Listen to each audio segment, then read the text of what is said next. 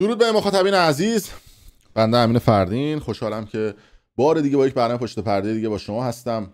ماجرای بازداشت این چهره پژمان جمشیدی هنوز بعد از 24 ساعت در صدر اخبار رسانه ها قرار داره و همه به دنبال جزئیات بیشتر در خصوص پرونده تجاوز و آدمربایی پژمان جمشیدی هستن. امروز میخوام جزئیات بیشتری به شما بگم و من توی استوریای خودم اومدم و یه سری حقایق رو برای اولین بار نوشتم.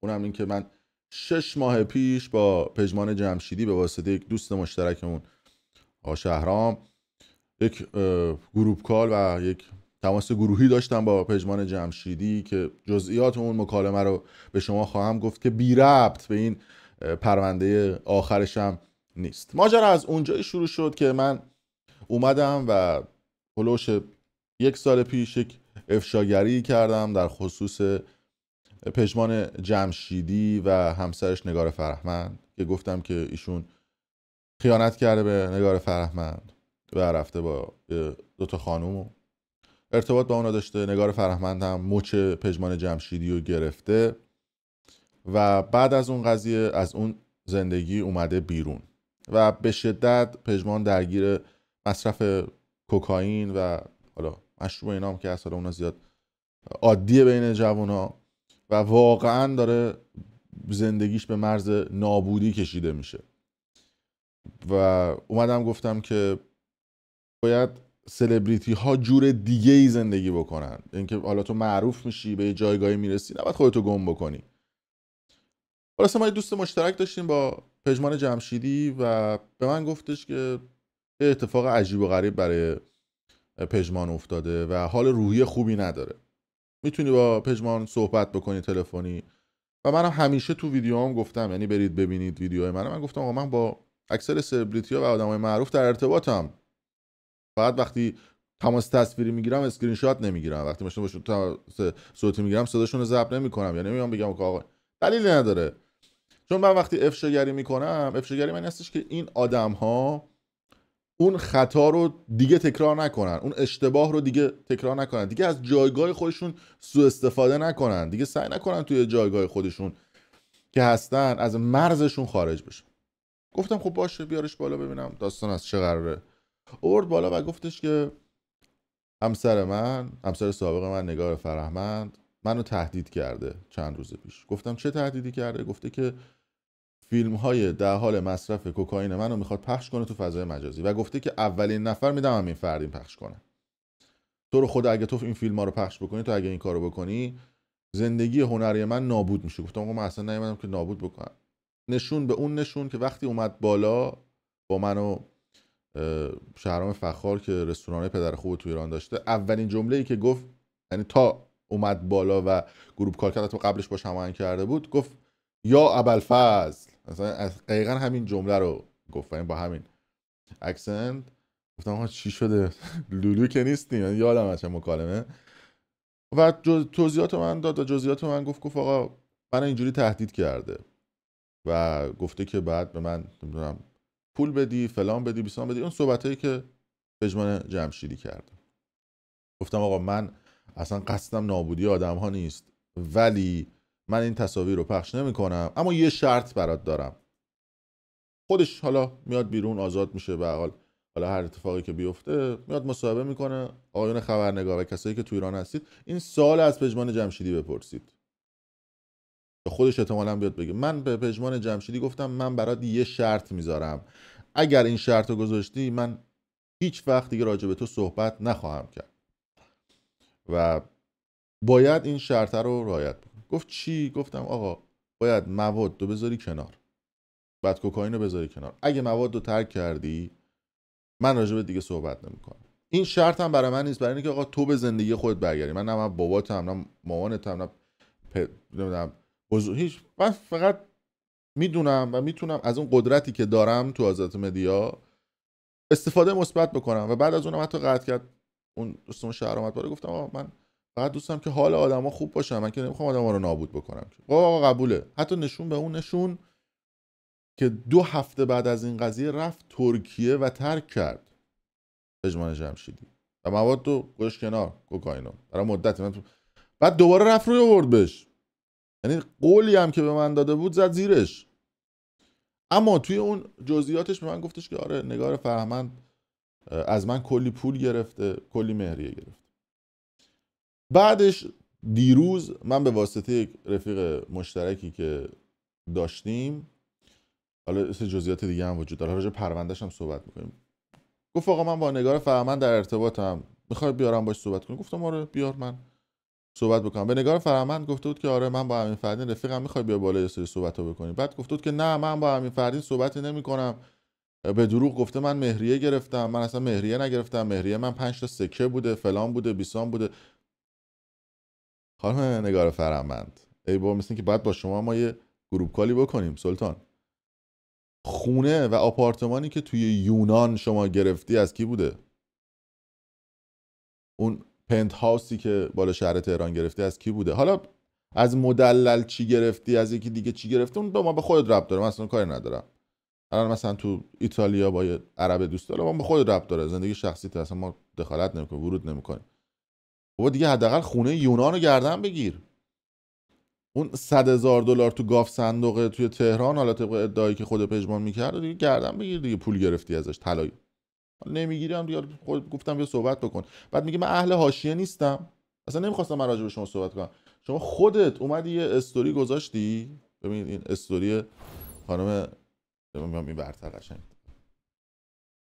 که حالا بچه‌ام گذاشتن، گفته که لازم نیست همیشه داستان رو از دید خودتون تعریف بکنید، زمان همه چیز رو مشخص خواهد کرد. جمله پرکنایه‌ای که خانم نگار فرهمند اومد و استوری کرد.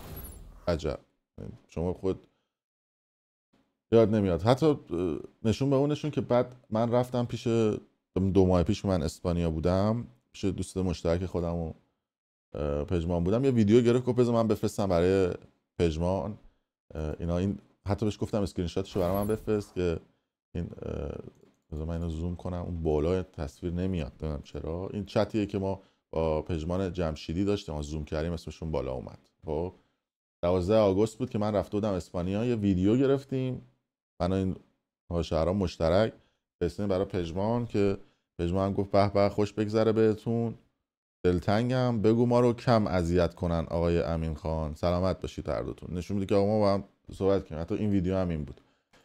پژمان جون سلام عزیزم، ببین کی اینجاست پژمان. سلام علیکم. خط اسپانیا ما هستیم در خدمت شما. کاری چیزی بود جات خالی پژمان جون عزیزم. امین جون اومده ماربیا و دکه خیره چاکری. قلیون من این دست منه، اینا بود ولی یه طعم دیگه بود دست من ویدیو رو بگذاریم. حتی 6 ماه پیش پژمان جمشیدی گفت آقا یه پرونده برای من باز شده، توی اون یه دختره بوده باش دوست بودم و حتی 10-12 بارم پیش پژمان اومده بوده، همون دختره که الان از پژمان شکایت کرده و گفته بود که آقا طالب با منو بگیری، اگه نگیری من میرم شکایت میکنم. پژمان گفت آقا خواست بزنه بره دیگه. و بعد از اون از پژمان جمشیدی درخواست 50 میلیارد پول کرده بوده.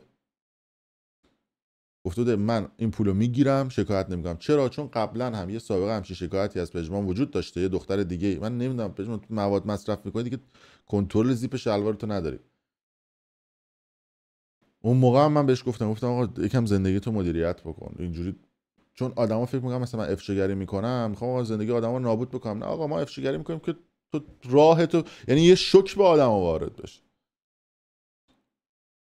خیلی هاشون هستن، یعنی من با اکثر آدمای معروف و مشهوری که تو ایران هستن در ارتباطم، مستقیم زنگ میزنن صحبت میکنیم، خواننده است، بازیگر، فوتبالیست، من در ارتباطم.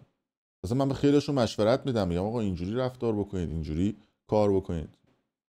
خیلی فکر میکنم ما وایسادیم بیرون فقط مثلا داریم راجع به آدما تخریب میکنم. اون ور قضیه رو هم ببین، من خیلی از آدمایی که راجع بهشون افشاگری کردم بعدها اومدن میگن بهترین دوستی‌ها دوستیایی که تو با دعوا شروع بشه. من دوستای خیلی خوبی پیدا کردم توی این سلبریتی و آدمایی که گفتن آقا ما مثلا یه شوک بوده تو زندگیمون. طرف میگفت آره زن من 6 ماه قهر کرده بود بعد از افشاگری تو، ولی خودش اومد به من گفت آقا حق داشت، من خطا کرده بودم، اصلا ویدیو تو باعث شد که من دیگه کلا بذارم کنار. میگه اولش که قهر کرد رفت من ناراحت بودم از این قضیه که تو افشا کردی، ولی بعدش این شوک وارد زندگی من شد، الان زندگی خوبی دارم. شماها اون ور قضیه رو نمیبینید. حالا خیلی‌ها ما مثلا افشا کردیم که من طرف نابود می‌کنم. اما رسیدیم به ماجرای پرونده پژمان جمشیدی. الان در حال حاضر توی زندان قزل حصار گفته شده که اینها فقط در حد اتهامه و چیزی ثابت نشده. حالا احتمالاً حالا رضایتی هم بخوام بگیرن، ولی چیزی که مشخصه شاید براش مثلا رابطه نامشروع، اینکه میخوان مثلا طرف بگن خف کرده طرف و دست بابا آدمای معمولیش هم این کارو نمیکنن، مثلا یارو رو خف کنن دست پاشو ببندن ببرن تو ساختمون بخوان ترتیب بدن. یعنی چون آدم عادی هم خیلی کم اتفاق میفته. من حالا شما فکر کنید یه سلبریتی بخواد این کارو بکنه. الان وکلاش هم گفتن که احتمالاً امروز پژمان جمشیدی با قید وثیقه آزاد بشه. حالا اگر بازپرس پرونده بخواد این قضیه رو تشخیص بده که میتونه پژمان جمشیدی آزاد بشه، احتمالاً این قضیه براش رقم بخوره و آزاد خواهد شد. اما بعد از این اتفاقات که دیروز این قضیه اتفاق افتاد، ما دیدیم که فیلم کوکائین کشیدن پژمان جمشیدی که توسط نگار فرهمند گرفته شده بوده، آقا تو شوهر اون آدم بودی، ببین زن اون آدم فیلم گرفته، تو فضای مجازی پخش شد. یعنی همون آدم که گفته بوده من میخوام فیلم تو پخش بکنم به پژمان جمشیدی، گفته بوده درست سر بزنگاه ها. ببین فیلم تو کل فضای مجازی پخش شده بوده. من استوری گذاشتم، عکسش گذاشتم، گفتم من پخش نمیکنم. پخش شده بود تو فضای مجازی ولی من پخش نکردم. چرا؟ چون می‌خواستم به یه سری آدم‌هایی که حالا این وسط هم بین من و پژمانم بودم ثابت کنم آقا من حرفی که میزنم پای حرفم هستم. من گفتم پخش نمی‌کنم چون قول داده بودم به پژمان جمشیدی که من پخش نمی‌کنم، ولی شرطم براش گذاشتم ترک کرد، ولی متاسفانه ترکش نصف و نیمه بود. منم اسکرین شات اون ویدیو رو گذاشتم، فیلمشو پخش نکردم چون اونم نصفه به قولش عمل کرده بود. و آدم‌ها اینطوریان، اگر به ما یه قولی بدن پای قولشون باشن ما هم پای قولمون هستیم. نسبت به این آدم‌ها خیلی از آدم‌های دیگه هم بودن. حالا حرفای دیگه‌ای هم بود و صحبت‌های دیگه‌ای هم توی اون مکالمه تلفنی ما با پژمان اتفاق افتاد. شاید اگر جلوتر اون اتفاقاتی که اون میگفت و اون بلایی که اون میگفت بخواد سرش بیاد، من میگم خودش میدونست قراره که اتفاقات بیفته براش و آدمایی که بودن. ولی خب خود پژمان هم آدم دختربازیه، خودش هم گفتم، یعنی رحم نمیکنه. یعنی تو بدن سینما دیگه مالیده دیگه همه دیگه. اینو بعد کتمانش نمیشه کرد، آدم حشریه. یعنی خودش هم میگم با اینکه رفیقمونه، من واقعیت‌تر میگم، مثلا آدم هستم که بعد واقعیت‌تر رو بگم به مردم. به خودش هم گفتم یکم این کافور بخور، یکم اون پشت تلفن میخندید، گفتم یکم کافور بخور، خودتو کنترل کن، سوء استفاده نکن از جایگاهت. دختربازی آقا همه دختربازی میکنن، دوست دختر همه دارن. خودت تو هم که این ویدیو رو میبینی داری دیگه آقا، با دوست دخترت نمیری پنالتی بزنی که، میری اشغال میکنی، ولی یه دونه نه همه رو تت بزنی 10 نفر آدمو، 2 تا مثلا 3 تا دارید که ماشاءالله همتون یه تشات. پژمان هم گفتم که مدیریت کن آقا، 200 نفر رو نمال. کوک این دیگه این مواد دیگه، مواد آدما رو نابود میکنه. در صورت مرسی که با ما بودید، منتظر باشید حالا توی روزهای آینده حرف زیاده من راجع به سلبریتی ها بخوام بزنم، صحبت ها و مکالماتمون با آدما، جاهای مختلفی که من با این آدما نشستم. اهل گرفتن عکس یادگاری با آدما نیستم بگم آقا من با خیلیشون اتفاقا حالا نشستیم و بلند شدیم، خونه من اومدن آلمان، بارولانج من اومدن توی شهر کل نشستیم با خیلیشون که اصلا دیگه مثلا رفاقت ما علنیه، برام استوری میذاریم، فوش میدیم من تو استوری. آدما اگر با استوریای من یا قدرت رسانه من باعث بشه که آدم راه درستو بره، چه بهتر. بذار من این قدرتم استفاده بکنم آدم درست بشه، اشتباه نکنه. تو ما خدا نیستیم، خودمون پر از گناه و پر از مشکلیم، خود من همینم، پر از بدیم، ولی اگه بتونم تاثیر مثبت رو آدمو بذارم چرا که نه. بسم الله و الله. آخوند امین فردین هستم. الله دیدی آدمو یاد آخوند. آقا دمتون گرم، خیلی مخلصیم. امیدوارم که این پرونده‌ام حق به هر کسی که باید برسه. اگر پژمان تجاوز کرده، اگر هر کاری که کرده اگر ثابت بشه باید داره جورش رو بکشه. ولی اگر بیگناه اون دختر قصد اخاذی داشته یا قصد هر چیز دیگه ای داشتم باید به سزای اعمالش برسه. هر دو طرف آدم باید ببینه، واقعیت رو باید گفت. درسته پژمان آدم معروفه، اون دخترم یه آدم گمنامه، کسی نمیشناستش، تریبون نداره. اون دخترهای این تیپی زیادن، دخترایی که سلبریتی ها رفتن و دستکارشون کردن و دستمالیشون کردن، آدمایی بودن که حرفشون به جای نرسیده، باید اونا رو هم دید. من اینجام که حرف اونا رو هم بگم. خیلی مخلصیم و شاکریم. با کسی هم رو درواسی ندارم. اگر پژمانم رفیق ماست، ولی اگر خطایی میکنه من میگم. شاکریم.